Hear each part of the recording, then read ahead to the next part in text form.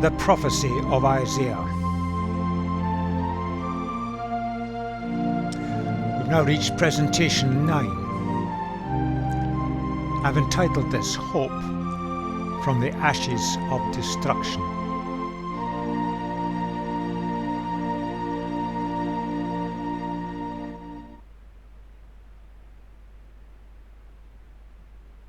In the last presentation, we showed the overview of the way Isaiah was going. Chapter 9 into chapter 10, he looks at the northern kingdom, what would happen to it, and then what would happen to Assyria, which had flattened the northern kingdom. Then it goes on to look at what would happen to Judah in the longer term. In this presentation, we're going to move into chapters 11 and 12. Which picture a new kind of kingship for the people of God and the reaction of the people of God to that new kind of kingship.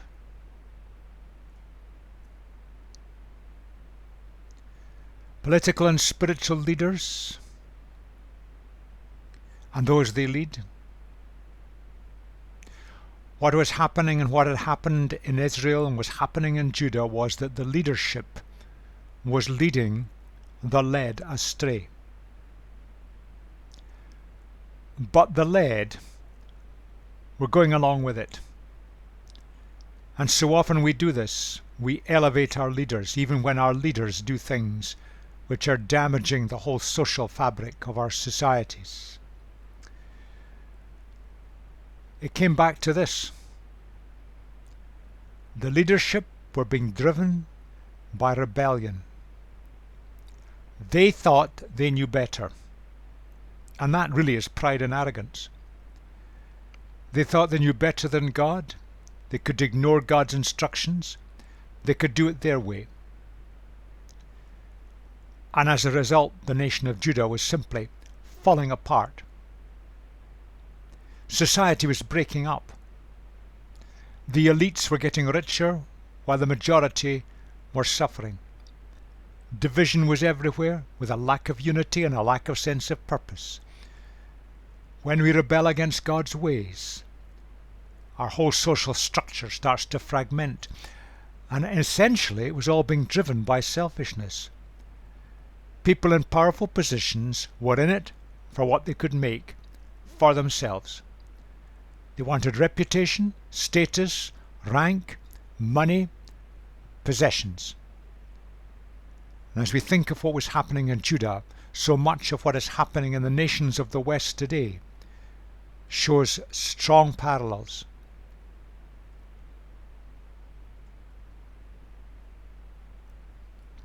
In this, the people of God, the people of Judah,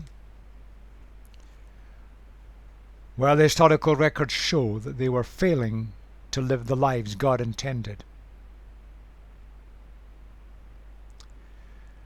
And God allowed Assyria to win the battles over them. You could put it another way. Because of their rebellion and their unwillingness to live God's ways, the social fabric of society was falling apart, the nation was weakening, and it couldn't withstand the onslaught of those around. But Assyria was characterized by rampant pride, a brutal nation, very talented, very skillful, but brutal in warfare. And God showed Isaiah that Assyria would be brought down. Her whole social fabric would fall apart and be ripe for takeover. You see, God is opposed to these things. Our world is full of them. People get into powerful positions, throw their weight around, and others suffer. And the others have no way of putting things right. And what Isaiah was showing was it wasn't really the might of Assyria that brought down Israel and then nearly destroyed Judah. The fundamental problem lay in Judah itself, Israel before it.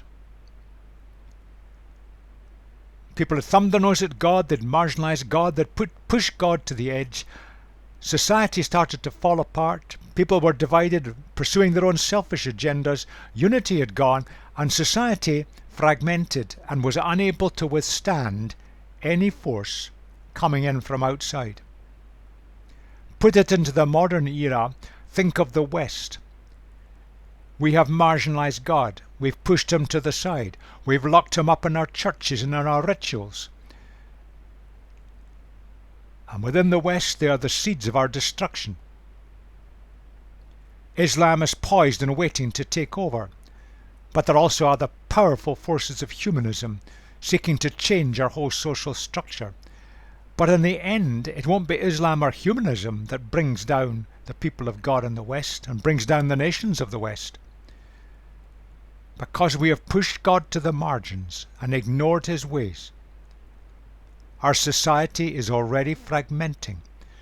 There are fracture lines, fault lines, and divisions showing all over the place. We're becoming weaker. Our unity is going. We don't have a sense of purpose and direction. And we'll not be able to withstand any other forces coming in from outside. It's worth pondering in our modern era. There will be the repeat of what happened to Judah unless we, the people of God in the West, put our house in order, bring God back into the center of things, and start to listen to what he's saying. But let's move on. Background history. The Assyrians overrun the northern kingdom of Israel. They just wiped it out. Large numbers deported. And the nation disappeared from history. A bit before that, King Ahaz had tried to buy peace from the Assyrians. Remember that Ahaz probably was co-ruling with his father. And his son, King Hezekiah, was forced to continue paying. It didn't work. Isaiah is speaking into that situation, trying to negotiate with an enemy against other enemies, instead of listening to God and depending on God. It never works. The Assyrian army start a campaign and they overrun the southern kingdom. They don't quite make it to capture Jerusalem. King Hezekiah, a godly man, turned to God, and God protected the city. But Hezekiah's son, he started a long reign which was full of evil. He led the nation astray, introduced all sorts of things. The social fabric of the nation simply disintegrated. But the Assyrian Empire collapsed, defeated by the Babylonians. The two empires had been jockeying for power for a long time. And it was the Babylonians that then came south, and they were successful. They wiped Jerusalem out. The city was sacked, burned to the ground, the temple destroyed, everything of value taken, and large numbers of people were deported. But in due time, the Babylonian Empire, it started to fall apart, and it was replaced by the Medo-Persian Empire. The invitation was given to the people of God in exile to go back, and many did. And eventually in 516, the temple was reopened, and there was a protection over the nation from the Persian kings.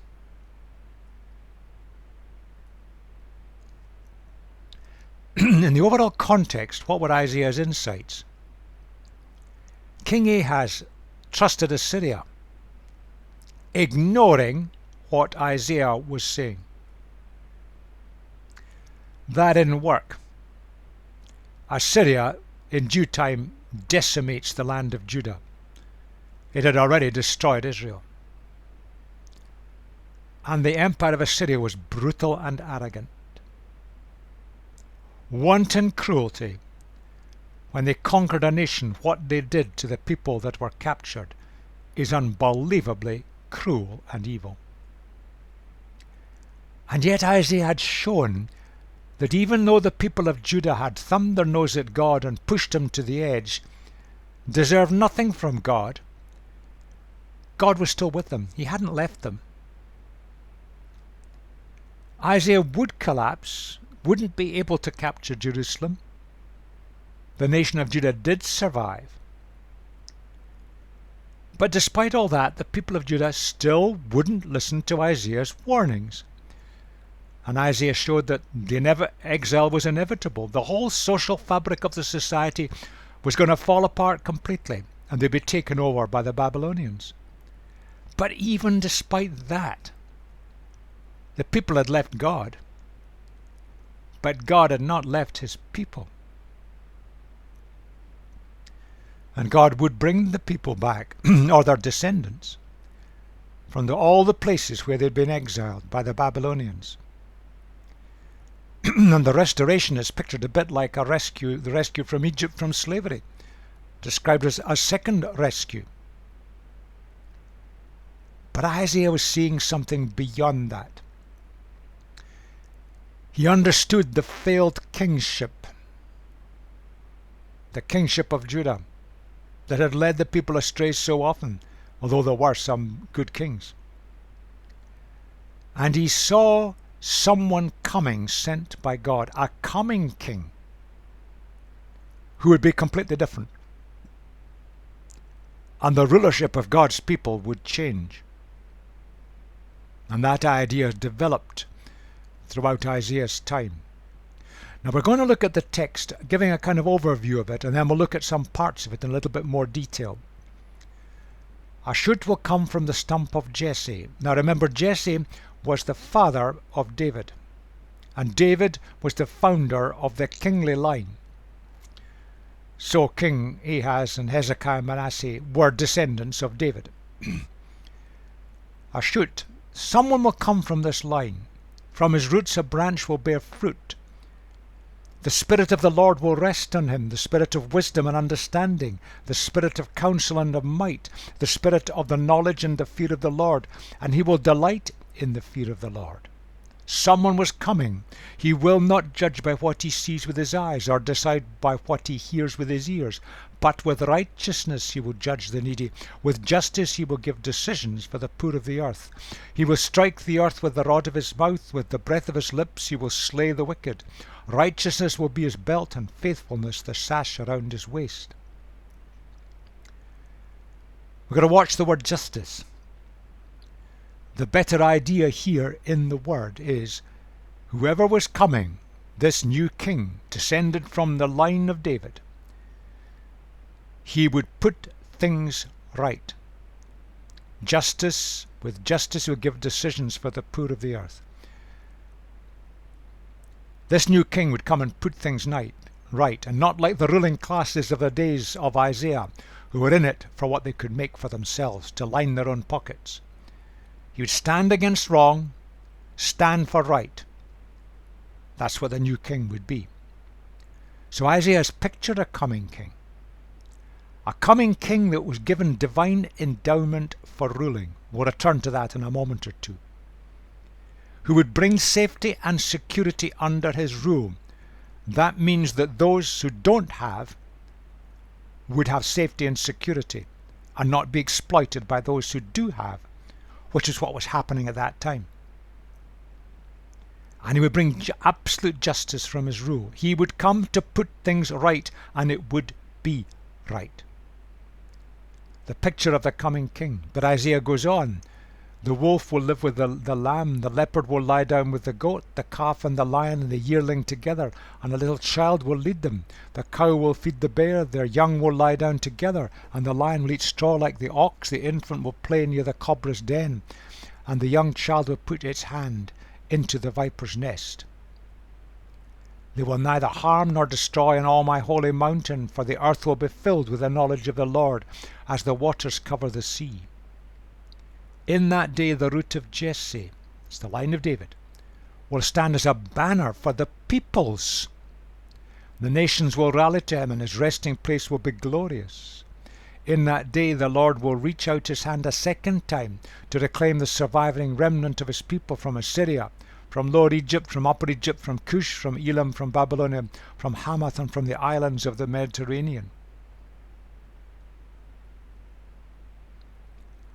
Now the picture here is a picture of security and harmony. Now it's a poetic picture. Do not try to take it literalistically. If you do that, you end up with a biological impossibility. It's vivid poetry, and it conveys its meaning. The meaning is precious. This coming king will bring security and harmony, and God's people will be brought back together. They would go into exile, but they would be restored. But it would go on beyond that. God's people would attract others, and it would widen. Moving on, he will raise a banner for the nations and gather the exiles of Israel. He will assemble the scattered people of Judah from the four quarters of the earth. Ephraim's jealousy will vanish. Now, Ephraim is the name for the northern kingdom of Israel. Ephraim's jealousy will vanish and Judah's enemies will be destroyed. In other words, God's people will be united again. Ephraim will not be jealous of Judah, nor Judah hostile towards Ephraim. They will swoop down on the slopes of Philistia to the west. Together they will plunder the people to the east. They will subdue Edom and Moab, and the Ammonites will be subject to them. These are the nations that have been continually eating away at the edge of Judah. Now they would reach out to these nations. They would be protected from them. The Lord will dry up the gulf of the Egyptian sea with a scorching wind. He will sweep his hand over the river Euphrates. That's the land of the Babylonians. He will break it up into 7 streams so anyone can cross over in sandals. There will be a highway for the remnant of his people that is left from Assyria, as there was for Israel when they came up from Egypt. Here is the restoration from the exile. And again, this is in poetic language. Paints a vivid picture, never designed to be taken literalistically. A picture of restoration. The people brought the exile on themselves because they refused to listen to God, and they so weakened the nation that they couldn't withstand the Babylonian Empire. But there would be restoration, and the restoration would have parallels with the escape from slavery in Egypt, although later in the book we see there are some differences. And they would be at peace from the nations that had threatened them over many, many decades, indeed centuries. Beautiful picture. Picture of hope. And the reaction in that day, you will say, I will praise you, Lord. Although you were angry with me, your anger has turned away, and you have comforted me. Surely God is my salvation. I will trust and not be afraid. The Lord himself is my strength and my defense. He's become my salvation. With joy you will draw water from the wells of salvation. In that day you will say, give praise to the Lord, proclaim his name. Make known among the nations what he has done, and proclaim that his name is exalted. Sing to the Lord, for he's done glorious things. Let this be known to all the world. Sing aloud, shout aloud, and sing for joy. People of Zion, that's God's people, for great is the Holy One of Israel among you. The people would celebrate when they were released from exile. They could start again. They could rebuild their land. Perhaps they'd learned some of the lessons, but Isaiah wisely realized that they weren't going to learn enough lessons, and they would need a far greater king. So in the long run there was coming the greater king.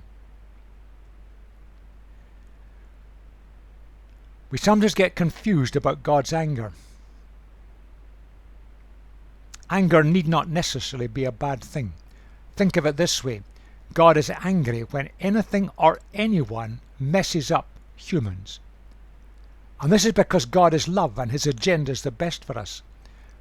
In the same way as a parent is angry when something or someone hurts their child, God is angry the same way. The people of Judah, because of their persistent rebellion, had messed themselves up, lost their way, and put themselves into a miserable suffering position. And God was going to release them from that. An expression of God's anger.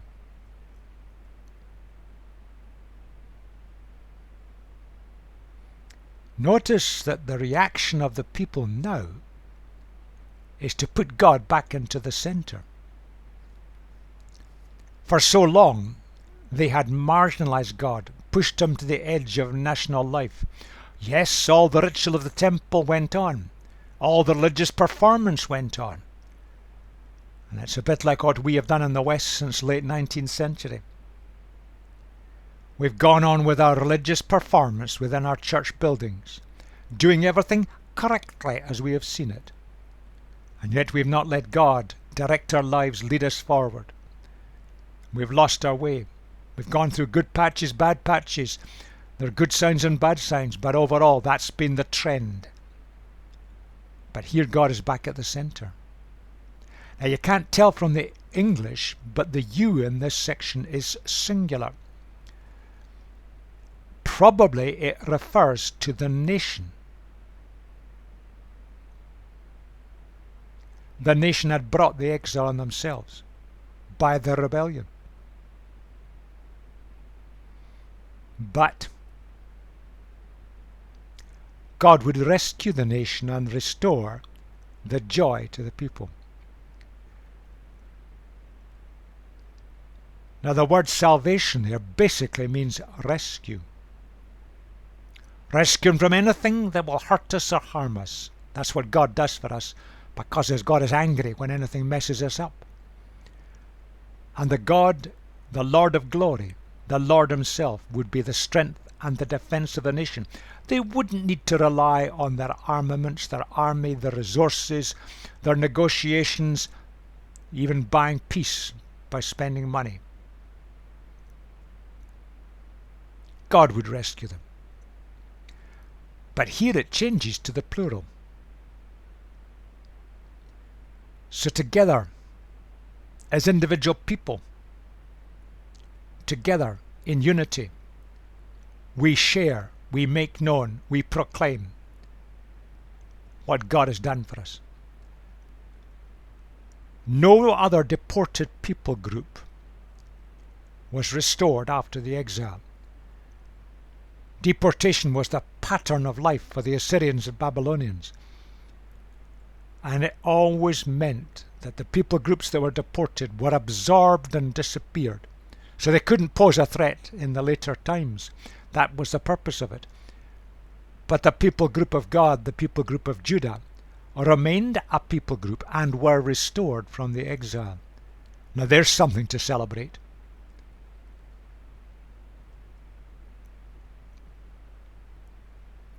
But Isaiah looks beyond this.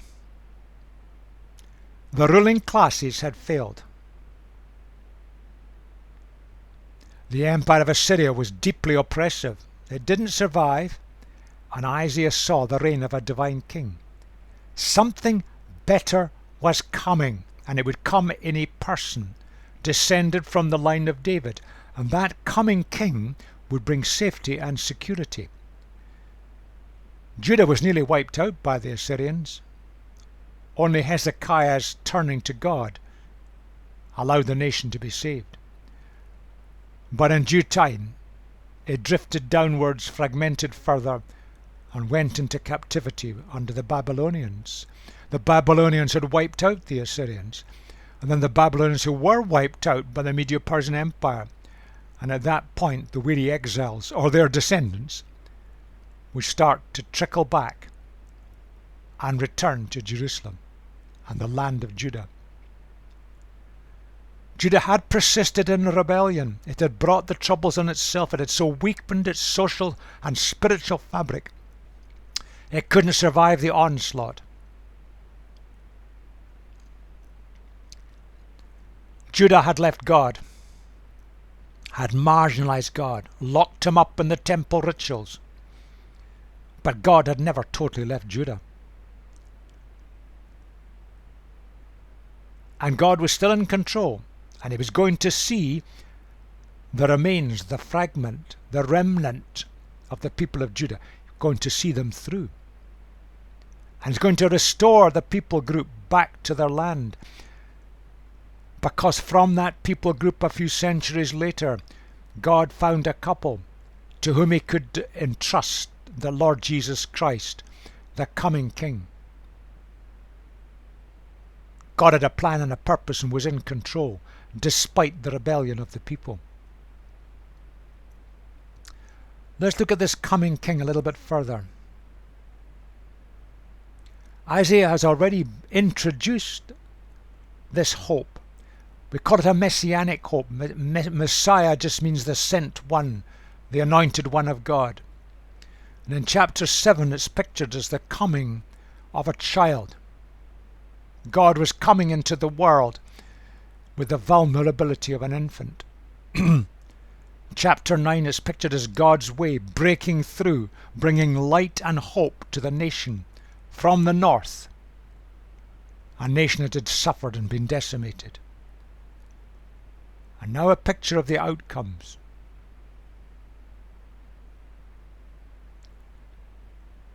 The outcomes meant that the king was qualified. God was going to endow this king with all he needed to rule. And this king would bring safety and security, where the kingly line descended from David had so often failed. And absolute justice, putting things right, to stop the society fragmenting, self-destructing, and the ruling elites lining their pockets at the expense of the majority. The coming king. Isaiah's great on his contrasts. This was what had been happening.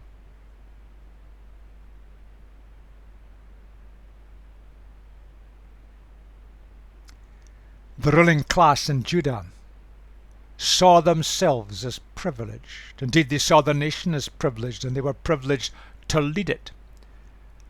They were seeking their own welfare. And they were weak. And they ended up taking the nation into exile and captivity. That line is rejected. Isaiah saw that line had failed. That purpose, that way of doing things does not work. And he saw the coming king doing this. A leader who wouldn't see himself as privileged, but see himself as responsible.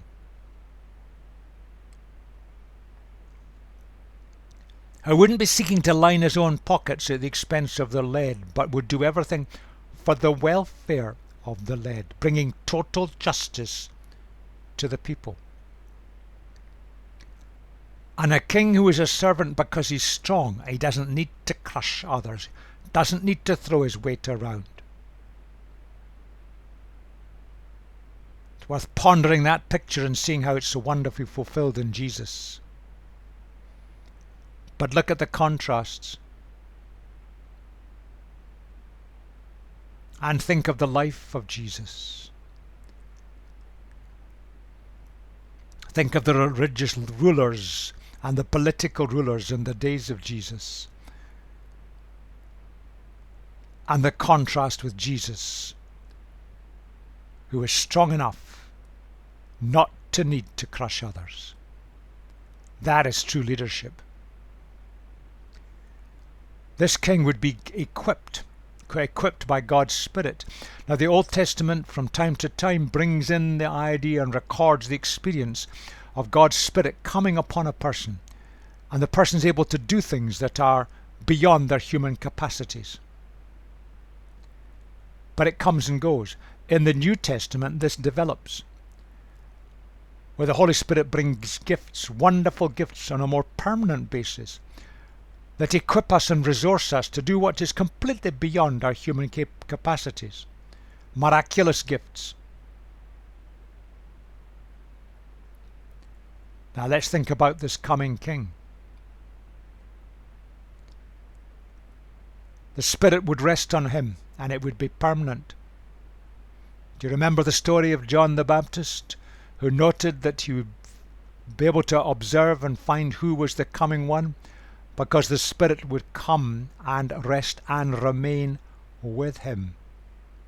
That's what he saw when he baptized Jesus.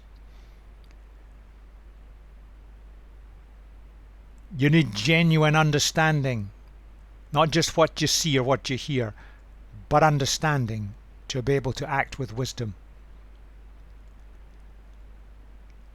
Power on its own is dangerous. It must be used wisely. And knowledge and reverence go together. When we know the truth, it puts things into perspective, and our lives are brought into line with the ways of our Maker. It's a magnificent picture of the coming Spirit who would come and rest on this new King permanently and bring a level of equipment to him that had never been seen in the history of the world, so that he could rule with absolute justice. It's worth pondering this. God sends His Spirit, bringing revelation and insight so that we see things that we can't possibly know humanly. He gives us power that is beyond human power, but it's in balance with our intellect. The Spirit of God needs to direct the minds, our minds, so that our actions are under control, God's control. There's a balance point here. Spirit working alongside our minds. Otherwise we can go all over the place and create havoc.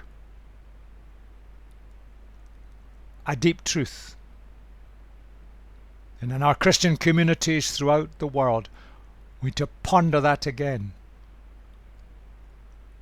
Because there are some things that are happening that are not of God, where people have gone crazy, irresponsible. Let's bring our minds and our decision-taking processes under the control and the authority of the Holy Spirit.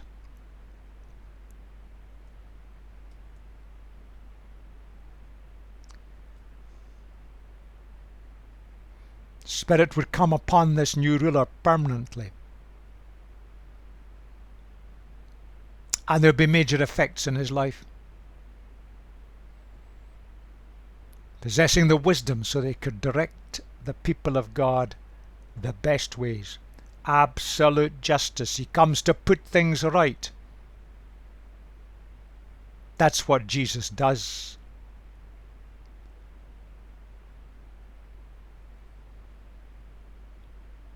Spirit would give this coming King a knowledge of God, so his life would be a life of ethical purity, reflecting the very nature of God. The very essence of God would rest upon this coming King.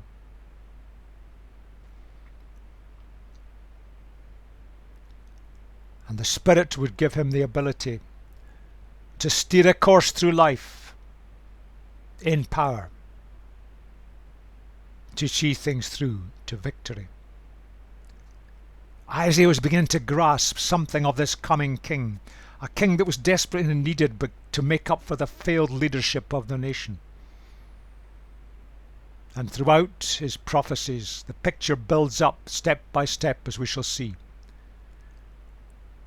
Isaiah seeing how God would bring an answer to the world in the coming King. Here's some of the descriptions that Isaiah saw. The original language is not completely easy to understand, but the meaning is quite straightforward. The coming King would delight in doing things God's way. That's not what the kings in the days of Judah were doing. He wouldn't just look on what was superficially, get below the surface. Absolute justice, putting things correctly right, requires absolute knowledge. It means you've got to understand what really is happening.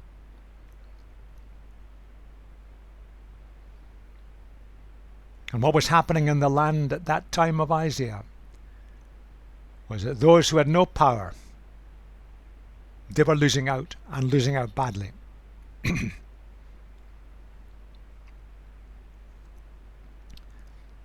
Justice, putting things right, based on truth, being fair. The only people need to have any fears are those who want to pursue evil ways. Righteousness speaks of doing right under all circumstances, and this new king would be utterly dependable or true. What a magnificent picture that Isaiah was given. He saw in this coming king something utterly amazing. And as he spoke these words out, because remember he spoke them, he was painting a picture that was in stark contrast with what was going on, where the ruling classes were in it for themselves, both spiritual and political. But this coming king was going to be something very different.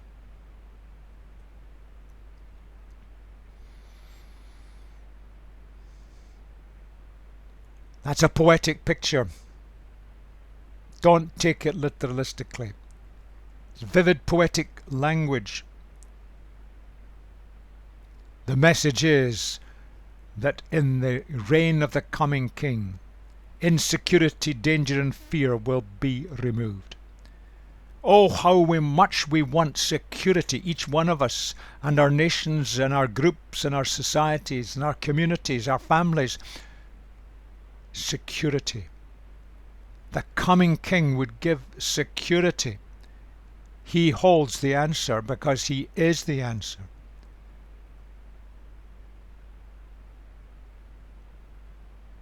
In our world today, there are many who are trying to work towards world peace, to bring security to the nations. Great attempts, great efforts.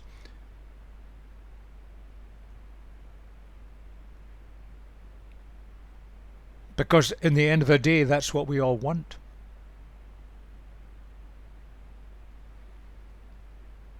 Now, good things have happened and good men and women have done good things, but overall, it's been based on that.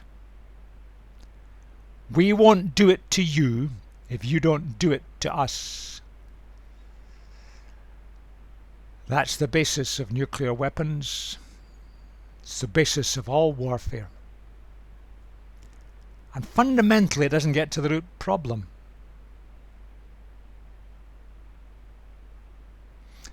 Leaders arise who are in it for themselves,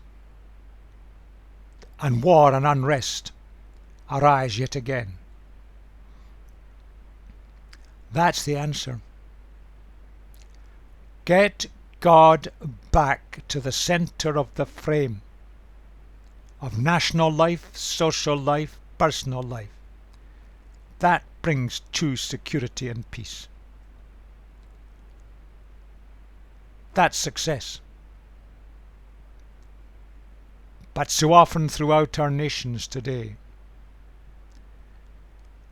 we don't take that seriously. We laugh at it. We think we're clever enough to generate peace and security.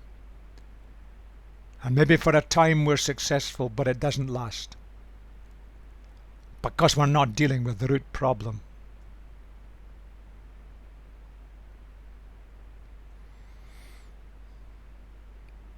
This is what we do. That's what we should do.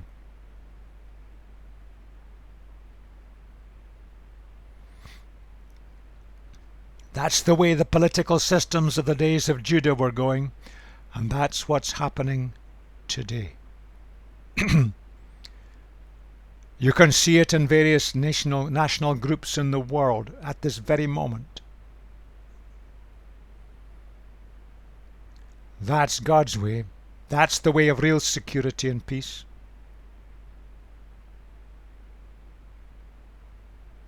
But we, the people of God in the West, we've got to bring that principle into being in our own Christian and church communities. Because we're doing the left-hand way far too often. And we're losing out. That's what Judah had done. Isaiah kept hammering away, but they wouldn't listen. But eventually the exile taught them a lesson. And things did change. But they went through a lot to get there. The very last verse of this section. Great is the Holy One of Israel among you. Holy One of Israel, God's perfect ethical and moral nature. His holiness means He's utterly dependable. We don't marginalize God. We bring right back to the center of the practicalities of daily living, personally, in our communities, and in the wider world. And we don't try to manipulate our own programs and work things through and then ask God to rubber stamp it. In our world today, particularly in the West, but throughout the world, that is true. That's not arrogance, because we, the people of God, we don't have the answer because we're clever. The answer doesn't lie that way because God is the answer. Let's put God back into the center. Trust Him and not be afraid. That is the message of the prophecy of Isaiah. The great theologian said that. Liberation, freedom. It's found in God or it's not found at all. Again, worth just writing that out, putting it up and realizing what a deep truth that expresses. That is the prophecy of Isaiah.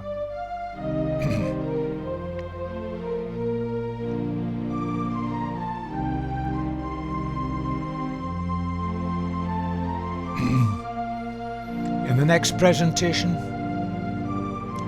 Isaiah moves on to look at the world around.